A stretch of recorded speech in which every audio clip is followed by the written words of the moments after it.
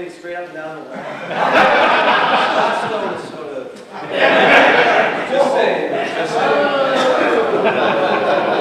All right, that was a very good start, wasn't it? All right, so I'm going to talk about sun worship, Freemasons, and stone chambers in New England. There are, if you go out in the woods in New England, there are hundreds of stone chambers around. There's a big cluster in the Hudson Valley, Vermont, New Hampshire, Rhode Island. Many of them are pictured here. Most of them are colonial root cellars. Okay? Once in a while you see one that is a folly, one right here in the room. Now, this one was made in the 1800s by rich industrialists who just had too much free time on his hand. And as a matter of fact, I think by the time we're all done speaking about these various stone chambers, that many of you are going to go out in the woods next weekend and build your own chamber. So these are probably just chambers, or just stone chambers, or root cellars that the colonists built, farmers built. However, there's a number of chambers that don't seem to fit into the root cellar category. There's one here in Connecticut, a site called Gunjuan, but I just saw Tyler. Where's Tyler? Okay, Tyler Bea's an expert on the Gunjuan site. This was written about in 1654 by a fur trader. So again, it predates the colonists. It can't be a root cellar. The Pequot Native Americans have a tradition. They avoid that area of the forest. They believe it's haunted. So probably not Native Americans as well. There's also some really interesting solstice and equinox alignments there. Another chamber in Kent, New York. Okay, the winter solstice sunrise shines all the way through, about 30 feet onto the back wall. Sort of an odd coincidence for a colonial root cellar. Another chamber up in Vermont on calendar 2. If you can see the size of these roof slabs, they're massive, 25 to 30 tons. If you're a colonial farmer, you probably have better things to do than build a root cellar, you dragging 25-ton roof slabs up. So there's a number of these chambers that we've looked at, groups, members of the group that Scott mentioned, the England Antiquities Research Association, always say, doesn't feel like a root cellar. Okay? So what is it? What are they? The one that we feel we've focused on most recently is something in Upton, Massachusetts, up near the start line in Hopkinton for the Boston Marathon, called the Upton Stone Chamber. You can see the entryway here. It's too small and too narrow to be a colonial root cellar. You can't fit a wheelbarrow in there. Go through the passageway. You can see a drawing of it. It opens up into this really majestic 11-foot high beehive-type chamber.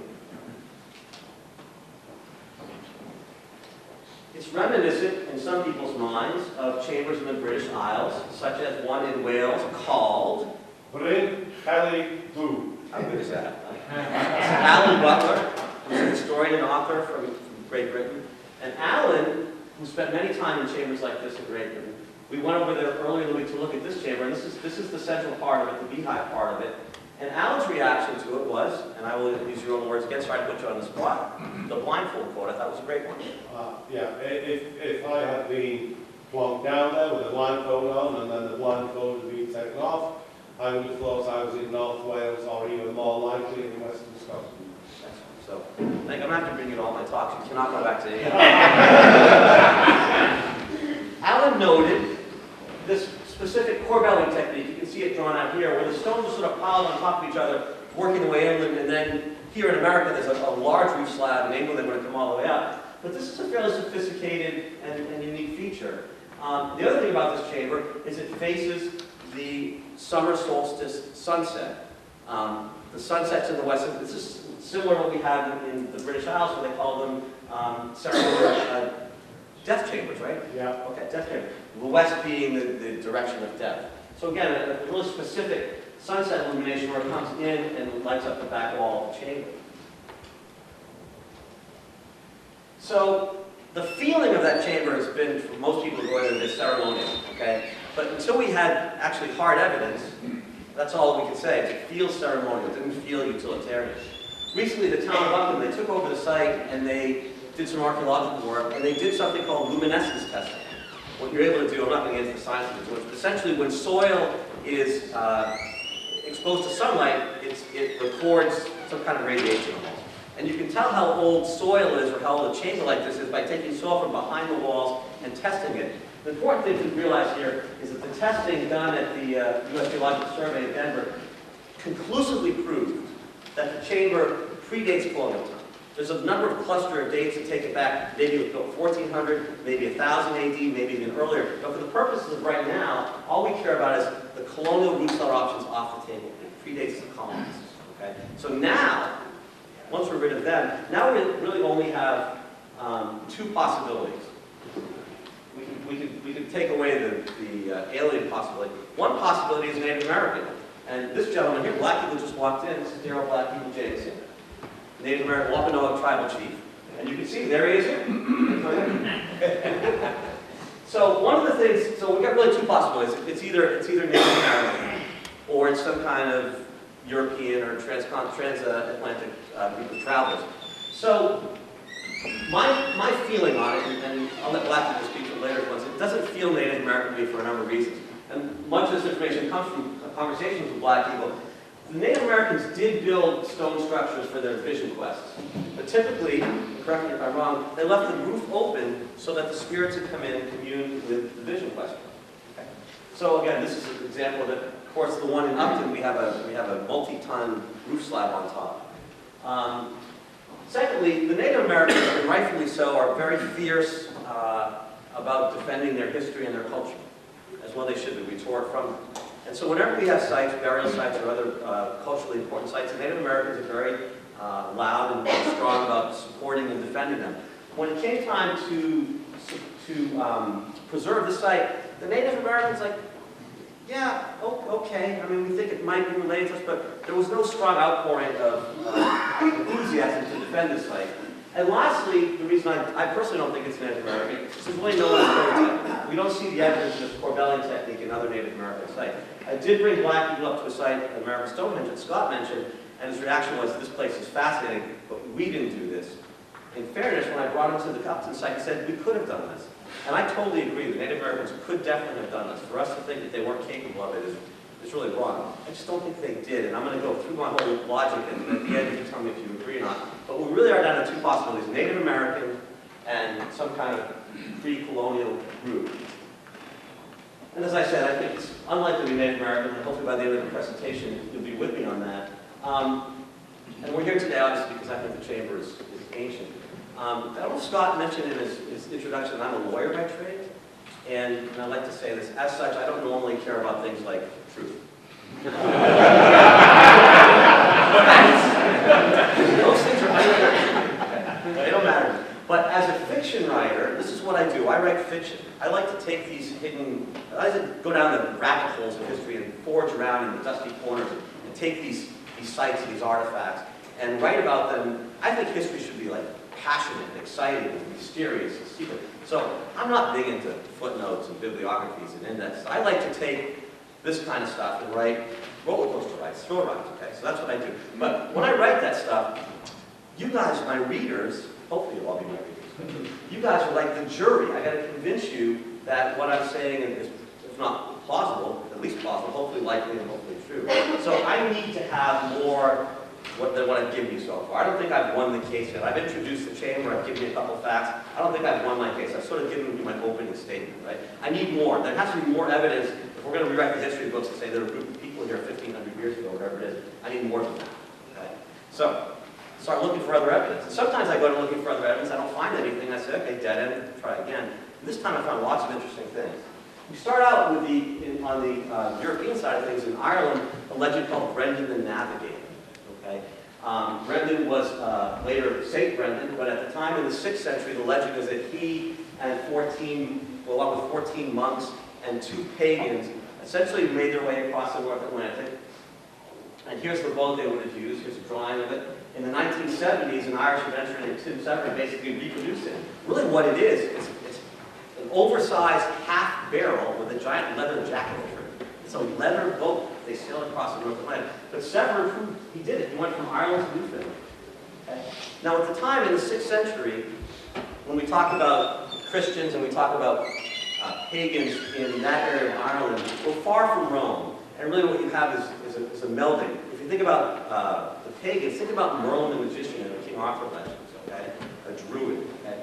He's not a Christian, but he's closely allied to some of his family members are Christians. And the Christians, even though they're Christian, they're paganized Christians. They're still doing things like worshiping the sun worship. It's the first time I mentioned that, it becomes really important. So we're talking about the Celts, the Druids, the Irish, this legend. And if you look at the legend, see the things that Brendan wrote about in his legend, you can see that things like ice palaces and smoking hills and little furry men and sea monsters with horns mouths, all the stuff, the things you would hit as you go across the North Atlantic and Iceland to Greenland and see the icebergs and stuff. So the story sort of makes sense, and at the end of it, he ends up in this land of plenty, North America. And again, I mentioned before that if you think Druids, think Merlin, okay? This is another round stone chamber. This is in Caithness. This is the Cancer Mound. Again, that one's larger than the one we have in Upton, but the same kind of thing. This beehive chamber at the end of the long passageway with four buildings underneath. So, we're the Druids here. I mentioned Dungeon earlier. There's lots of evidence. There's the site in Connecticut, maybe evidence of St. Brendan and his group coming here. It's called Gungeon, which is a Gaelic word, an Irish word for meaning Church of the People.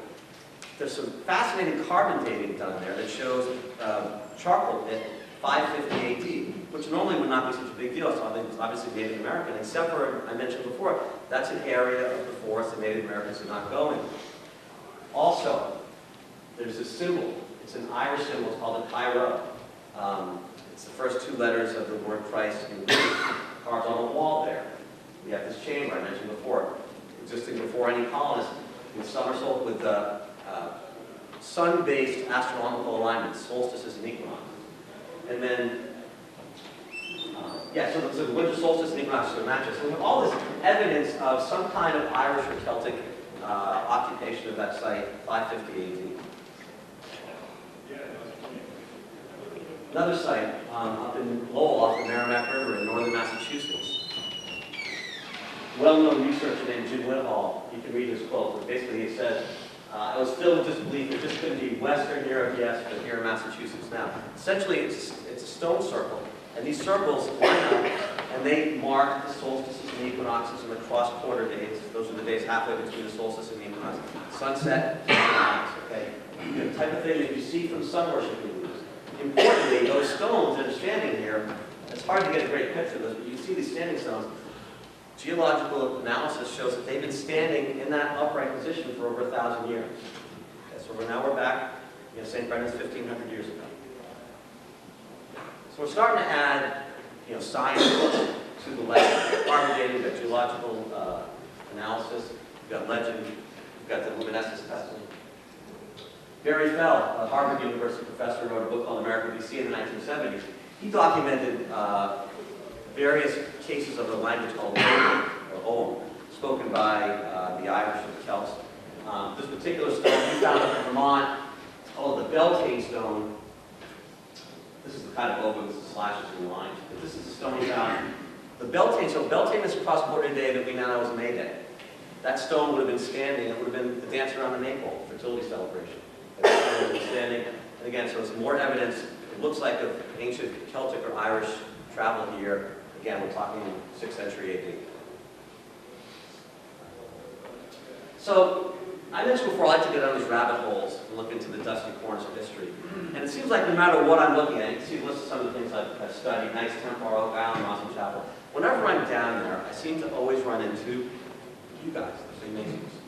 That's a really funny thing. I was pretty confident this time when I went down looking at stone chambers and the Druids that I would not, for this first time, find them. I was pretty confident in that. I underestimated you. I'm not going to do the big spin that Jim did, but I underestimated you. I mean, you got to do the spin too. Because there you were, in the person of all people, Thomas Paine, the patriot. These are the times that try men's souls, okay?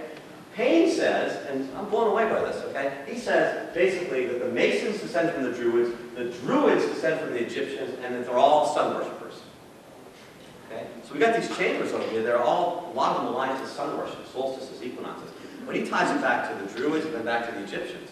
Well, what's going on with that? I mean, this is a hard one to explain quickly. Anybody here the Scottish blood? Did you guys know that the original Scots descend from the Middle East? I'm not talking Adam and Eve, but I'm talking during biblical times, that the story goes, and Walter wrote a book about this, from Akhenaten to the Founding Fathers. The story goes that Akhenaten the Pharaoh was exiled because he was a sun worshiper. He had a daughter named Scota, who married a Prince of Scythia. Actually, she wasn't Skota until she married the prince, and took her name Scythia to Skota. And together they set off across the Mediterranean. They ended up in the Iberian Peninsula. They had a son named Hyder. They eventually worked their way up north. Hyder led a group in, and they attacked Ireland and took over Hibernia. A few generations later, they ended up in Scotland, and they named it after Skota. This is all documented in the Declaration of Arbroath, which is the 1320 Scottish Declaration of Independence. Probably our Declaration of Independence is based on that, but 400 years, odd years before that, the Scots were petitioning the king to say, hey, tell the English to leave us alone, all right? Stop it. But they set forth their history, and they talk about how they came from Scythia across the Atlantic to where they are today. So I never knew that, but what we've got here is a tie between, so who are these people coming across?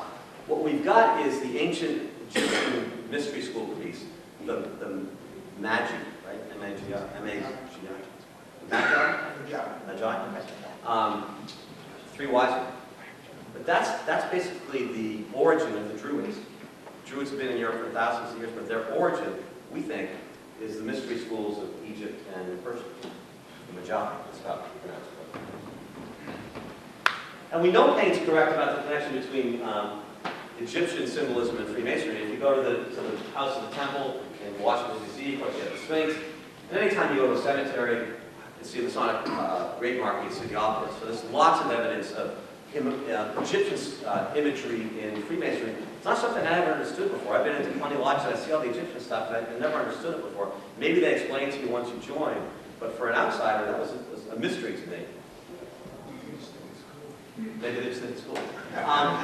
One of the things that I found was this is something called Cleopatra's Needle. I know, Scott, in one of your shows you talked about it. It's not built by Cleopatra. It goes back about 1,000 years before that. It was built by the Pharaoh Moses III. That's the oldest standing building in North America, as far as I know. It's in Central Park behind the Metropolitan Museum of Art. In the 1880s, 9,000 Freemasons marched down Fifth Avenue to celebrate its being installed there. Basically what they did is they built a special ship to bring it across the Atlantic to end up in New York. So again, more ties between the Freemasons and the ancient Egyptians. Digging further, we can make a tie. So we're trying to triangulate around here. We've got the Freemasons, we've got the Druids, and we've got the Egyptians. I'm trying to make connections between the three of them. And here, digging further back into some old Masonic texts, is Rick Lynch here right now? No? Okay. Rick helped me find this. It turns out, for those of you who are not Freemasons, or maybe some of you are, that the first Grand Master of Freemasonry is a gentleman, or a king by the name of Nimrod. Okay, in the Old Testament, we think of Nimrod today as being sort of a loser. In the Old Testament, Nimrod is the guy who built the Tower of Babel, which is why we think of him that way, because God smacked it down, right? But he built the Tower of Babel because Nimrod, was a worshiper of Baal, the sun god. He was in competition with Abraham, who was a worshiper of Yahweh. And the two of them are going at it, basically fighting over the souls of the Middle Easterners. Nimrod wanted to be a sun worshiper, and Abraham wanted to worship God. It turns out that Freemasonry has a lot of connection with Nimrod. This initiation oath, called the Oath of Nimrod, when you first join. And by the way, if anybody's thinking of joining, they probably didn't tell you got to pledge to your death that you're not going to give away any secrets, right? Okay? But apparently you make this oath upon your life. But it's called the Oath of Nimrod. So we have this connection between Freemasonry and Nimrod, who was a Baal worshiper, a sun worshiper. Thomas Paine might have been right. If we have the Masons, then of course we have to have a conspiracy, right? And that's the whole point of Freemasonry. It wasn't a conspiracy, what fun would it be? And the first conspiracy you see, if you Google it for Freemasonry, is the whole idea about the layout of Washington, D.C. Washington was laid out by Pierre L'Enfant, a Freemason, and many people see these different designs in the street layout, whether it's an owl or a star, or whatever you want to see, and the whole thing is as above, so below. And many of you have seen that before, and of course it's fueled by the fact that George Mason took the oath of office wearing the Masonic apron. So Washington, D.C., the layout of the city, we expect to see some kind of meaningful layout. And so I was looking at the layout of, and I went to law school at Georgetown, so I used to see this once in a while. If you think about the layout, the mall goes right down the middle, right? East-west. And the Washington Monument's at the end of it, and the Lincoln Memorial beyond that. 90 degrees, you have the Capitol streets. Then you have a street at 45 degrees, and then you'd think the one between the 45 and the mall would be 22.5 degrees, right? That would be the way you would normally do it. It's not, it's 19.5 degrees. Now, if you wanted just to, you could have a 22.5 instead of a 19.5 degree, your owl would have different shaped wings. It wouldn't hurt that at all. So the mystery is why 19.5? And I think the answer is let's start with the one here. This is on Beltane. This is Pennsylvania Avenue. Standing on the balcony at the Capitol building on Beltane, May 5th, okay? The really important Druidic holiday honoring the sun. The sun sets right on top of the flagpoles of the White House dome. Think about that, the most important sun holiday of the year, and the streets are lined up, so the sun goes right down Pennsylvania Avenue and sits right on top of the White House, right there on Sunset. And similarly, the other really important architectural feature of the city, we've got the Capitol, we've got the White House, we've got Washington Monument, we've got Lincoln, no, here we have Jefferson. This is on Imboldt, this is February 5th, same thing, right down Maryland Avenue. Sunset's right on top of Jefferson Memorial.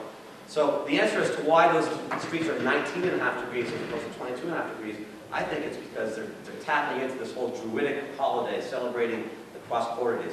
The Druids, by the way, celebrated the cross-quarter days as opposed to the solstices and equinoxes because they were an agrarian community. And what's like the coldest week of the year is that first week of February. The hottest week of the year, that first week of August. These cross-quarter days mark those days better than the equinoxes and solstices do. And for the Druids, they were really important. So again, we have this Masonic reflection of Druidic sun worship. And in fact, I'm not going to get too deep into this, there's a really important degree in Freemasonry called the Royal Arch degree, and we have these 4 symbols on the apron, the eagle, the lion, the bull, and the man. And each of those correspond with the zodiacal symbol that marks the cross-quarter days. Samhain, Imboldt, Beltane, and Milan. Okay, these Masonic rituals tying in to the Druidic celebration of the cross-quarter days. All right, so those alignments, they remind us of the summer solstice, sunrise, and other alignments in Stonehenge in England. Everyone's seen that before. It's like a golf ball sitting on a top of tea. Okay? Turns out we have a similar thing up in New Hampshire, a place called American Stonehenge in Salem, New Hampshire. I bet people have been there, right? Many people? Not as many as I would have thought. Okay, it's definitely worth the trip. Essentially, the complex is a calendar in stone that marks solstices, equinoxes, cross-quarter days. There's a ceremonial center, but then off to the horizon is all these standing stones, 5, 6, 7 feet up in the air, and the sun sets and rises and sits on top of them. We found this weekend many 14 to 15 foot stones that have fallen and broken. The only ones standing are the 5 to 6 foot stones. The tallest ones have fallen. But again, it marks the sun passing the sea. It's a calendar in stone. Here's, I mentioned this ceremonial center, there's stone chambers there too. So we have more stone chambers. Some of these slabs in here weigh as much as the stones at the Giza pyramid. But more to the point, we have a couple of things. We have this stone called the Baal stone. It's an inscription in Ogham. It reads Tubal of the Canaanites. Baal is the sun god, the same guy worshipped by Nimrod. We have the sacrificial table. The Canaanites, same thing as the Phoenicians. Okay? We think, by the way, I got ahead of myself. We think this site was built perhaps by the Phoenicians. They were basically the merchant marine of the Egyptians. They would have come over here to get, on their way here, they would have stopped in Cornwall at the southern coast of Great Britain to get tin. They would have come over here to get copper and tin were the ingredients needed to make bronze, to fuel the Bronze Age. Okay, so we think the Phoenicians may have come over here. The sacrificial table. Early Phoenicians, early Canaanites were known to sacrifice both humans and animals. And just this weekend, we established that the unit of measurement to measure these grooves may be something called the megalithic yard, something Alan Butler's done a lot of work on. We have more work to do on that. But that would be another piece of evidence establishing this as being an ancient site tied back to the Phoenicians or perhaps the Minoans in ancient times. So my conclusion was that the Freemasons tied back to the Druids, tied back to the Phoenicians. It's nice when somebody else looks at different evidence and comes at things a different way. And in this case, Sanford Holmes wrote a book called Sworn in Secret. And he concluded that the ancestors of the Freemasons were the Templars, or the ancestors of the Templars were the Phoenicians. So he gets there through a different way, but he says the same thing. The Phoenicians then led to the Templars, that led to the Freemasons. So that site makes more sense in light of his book as well. So what do we have? So this is the site. This is a bird's eye view. Here's the ceremonial center. Summer solstice sunrise. It doesn't go due east, of course. It goes a little bit north because we're in the summer. This is a view from this way. So imagine this line going off to the horizon to the sun, and it basically goes across the Atlantic here. And notice where it starts here, notice how it passes right through England. And you can all do this at home on Google and reproduce this. Alan, you did it, right? And oh, I didn't notice that. That's a good point. But notice where it hits when it gets to England. It goes right through the arch. I turn the image 90 degrees. There it is, right through the main arch. So essentially what happened is, whoever built the Stonehenge site in America, and it's in sort of a strange spot. It's about 6 miles from the Merrimack River, but it's not really in a spot you'd expect it to be. I think they reverse engineered it so that the summer solstice sunrise, the most important day of the year if you're a sun worshiper. That's the day the sun is at its most brilliant, the most majestic, the longest day of the year. I think they reverse engineered it so that it lined up not only with the site here in New Hampshire, but reverse engineered to go all the way back and pass through the site in England. We're lining up our summer solstices. Okay? And in fact, if you continue that on, that line continues with New Hampshire, Stonehenge, England. We continue on to the Middle East.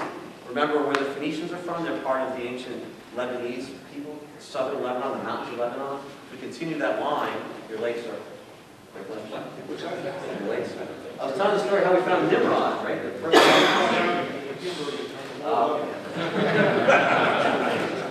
That was a good point. So we're going across, and remember the Phoenicians came from southern Lebanon. There's a site just recently discovered in northern Israel, the Golan Heights, which used to be part of southern Lebanon, called Israeli Stonehenge. Again, we have these massive stone circles with lines going through, with spokes of a wheel, 7 feet high, 520 feet diameter. That line goes from New Hampshire Stonehenge to British Stonehenge to Israeli Stonehenge. The width of your finger, hold up to the horizon, is 1 degree. This is off by 1/6 of 1 degree. That line's perfect within 1/6 of 1 degree. Pretty darn good for 6,000 miles, probably 5,000 years. When we look at the dates, it makes sense. Israeli Stonehenge came first, then they traveled up to build, to get tin from England. They built Stonehenge in England, or helped build it, or worshiped there. Continued on another 1,000 years later, across the Atlantic, to Stonehenge in England, not to America. And again, the reverse engineering along the way, tie everything back to their homeland and their sun worship there. So that's where we are. So I've come full circle with it, and now we start looking at some of these sites. We've got the winter solstice sunrise, calendar 2 in Vermont. We've got the site Gunjawamp, where the sun hits a quartz stone in the back on the equinox.